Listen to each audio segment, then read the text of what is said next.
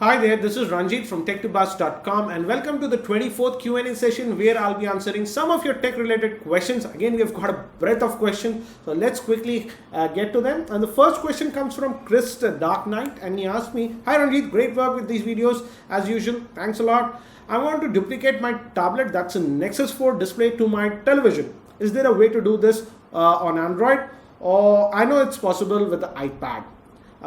Sadly, if you know, the Nexus 7 does not have a HDMI slot or anything like that, and the fact that it does not even support MHL, hence mirroring of your tablet content to a TV is not possible directly. I hope this answers your question.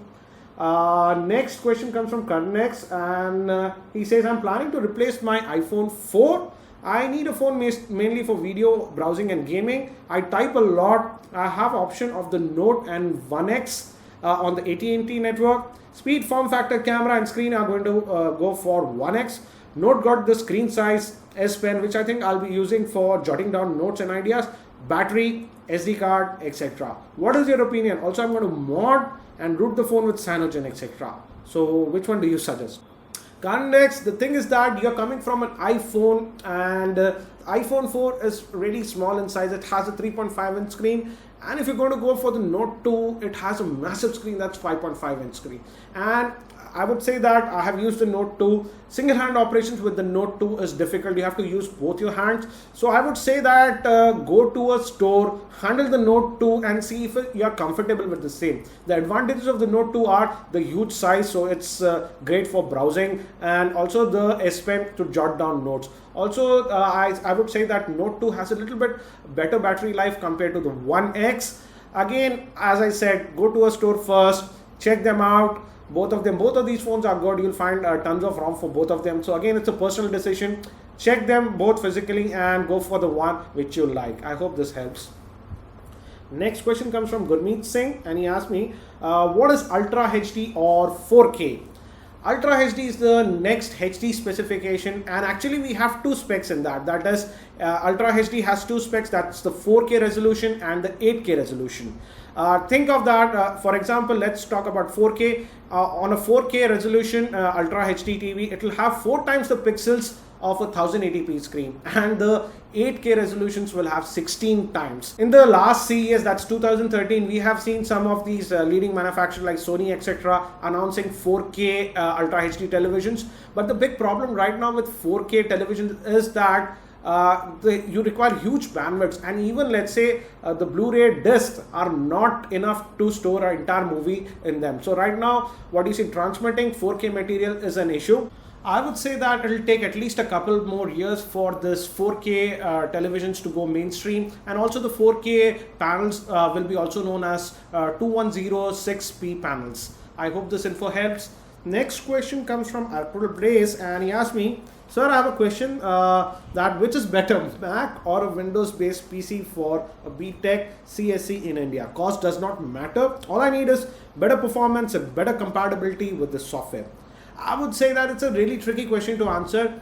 I have used both the Macs and the PC, and definitely I can easily say that if the compatibility of software is required and the breadth of softwares that we get are definitely more on the PC platform. Again, I wouldn't say that Macs are bad, but the selection of softwares that you might get with the Mac is a little bit limited. Again, I have been using the Mac now for almost 4 years. I don't find any problem with the same because, again, I'm a kind of a guy who does not like to install a ton of softwares, and mainly the softwares that I use, all of them are available on the Mac. So again, check out the softwares that you are going to use, but I would think that as you are a student, some of the material might be just PC centric. So have a look at the same. And again, I would have to say, yes, the Mac hardware is pretty good, but again, also on the PC front, you can get great hardware. Just don't go for the bargain hardware that you get. If you go for the premium hardware, you can get great hardware on the PC also. I hope this info helps. Next question comes from Vaibhav. Ranjit, I like your show very much. Thank you. I have a question that I'm using 3D. I'm a 3D modeling artist, and I have a dual-core AMD machine with 8 GB RAM and ATI 5450 GPU. Because of this, I face a lot of problem when working with the heavy softwares like Maya and Max. Now I want to upgrade my PC mainly to a AMD 110T 6-core CPU and RAM upgraded from 8 to 16, but confused regarding the GPU. Can you help me about my GPU? My budget is around 15,000 for the GPU. For a budget of 15,000 for a GPU, as you said that you would like to go for the AMD Radeon, I would say that have a look at 7850 from AMD Radeon. That's approximately about 14 to 15,000. But again, just go to these AMD or Radeon forums and check if the software that you're going to use, for example Maya and Max, can completely take advantage of that GPU. I hope this info helps. Again, also the AMD CPU that you're planning to use, 1100T6, it's a really outdated one. Why aren't you going for the bulldozer if you really want to go with the AMD? I hope this info helps. Next question comes from Hemant Shamir, and he asks, hi Ranjit, I would like to know if adding a micro SD card to an Android phone or a tablet, will it compensate for low internal memory around 1.5 GB? Ahmad, I think so you are confusing low internal memory with internal storage. Memory is different and storage is different. Okay, let me continue. With its performance will be similar to the internal storage with respect of downloading and storing app. Can it compensate for low memory? Again, as I said, you are confusing between memory and storage. I would highly suggest that you look at this video that I made regarding RAM storage and memory about Android phone. This will clear a lot of doubts. Micro SD card is not memory. It's just it's going to help you in storage. Again, I would say a lot of new Android phones will simply not allow you to install apps on the micro SD. This is common for the new Samsung Android phones. Most of them will simply not allow you to install apps on the micro SD.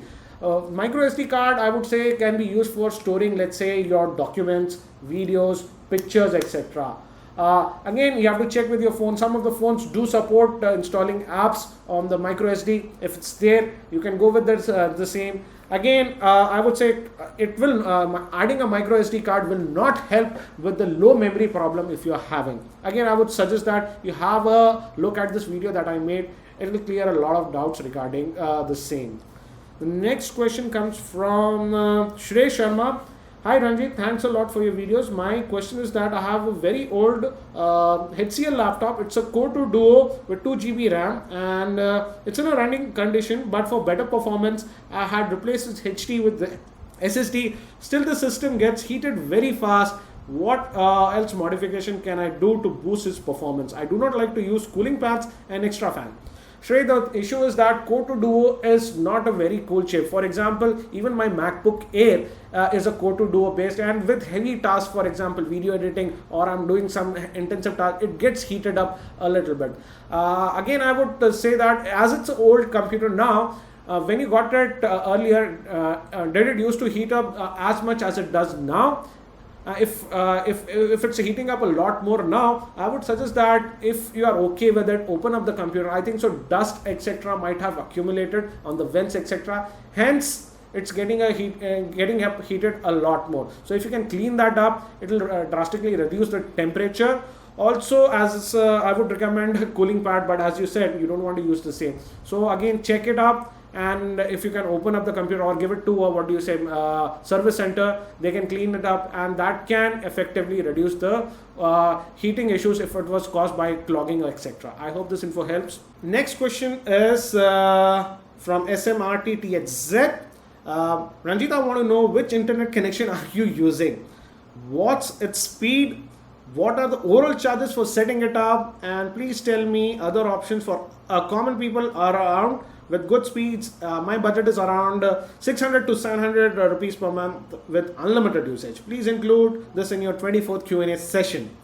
Let me talk first about my internet connection. I'm in Hyderabad and I'm currently using the Beam Fiber. And I'm on a 20 Mbps internet connection. Again, it's not a true unlimited connection. 20 Mbps speed is up to 40 gigabytes, and after 40 gigabytes the speed gets reduced to 4 Mbps, and this 4 Mbps is truly unlimited. And as this is a fiber based connection, again the download and the upload speeds I get are almost 20 Mbps, and the speed stays there. Regarding the cost, I think so it's around 1650 rupees per month.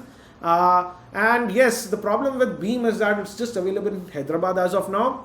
But for the rest of India, I would say that Reliance these days are offering some great options. For example, their Thunder connections or something like that, they offer great options for around 650 bucks.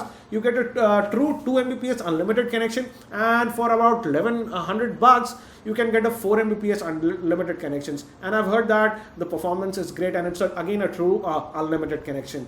Again, you have to shop around in your area if you have local ISPs like Beam, etc., which are offering great options. Again, I can't talk about it in other areas because I'm not aware of that, but I'm sure if you can look at local ISPs, you might find some in your area that can offer significantly higher bandwidth connections. It's sad to state that we are in 2013, and BSNL, Airtel, etc., and these big ISPs do not offer very high speed connections at an affordable rate. I hope this info helps.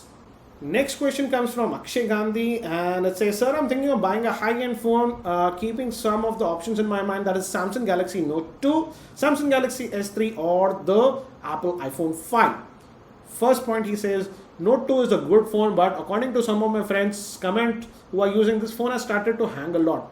I didn't have a bad experience with Note 2, and it was a very fluid phone, and I know some of my friends are using Note 2 and it's a great experience. I would say that any phone, if you install some crappy apps, can become sluggish. So again, I would say Note 2 is great. I don't know why your friends are having problem with that, but from my experience and my testing, Note 2 is a great phone. Second point, he says that S3 is a bit old now. Everyone in my society has the same phone, and do you think I should wait for the S4 or not? Definitely now you should wait for the S4, because according to rumors, Samsung is going to announce the S4 around March, and it is expected to arrive at least here in India in sometime early April. So if you can wait for a month or so, definitely wait for the S4. But again, initial pricing of S4 will be a lot more compared to S3. Right now you can get S3 for around 28 to 29,000, but the S4, I am assuming it will be around at least a 40k when it launches. Last point that he mentions is iPhone is also getting a bit old, as I have to buy them by the end of May. Do you think I should wait? Again, as I said, you're going to wait till May. Definitely by that time the S4 will launch. Look at the specs. If it's a great phone, go ahead and buy the S4. So these are some of the questions for the 24th Q&A session. I hope it helped you. If you have some tech related questions that you would like that I answer in the next Q&A session, please post them below and start it with the Q&A tag. That's it for now. This is Ranjit from tech2buzz.com, and I hope to see you in my next video.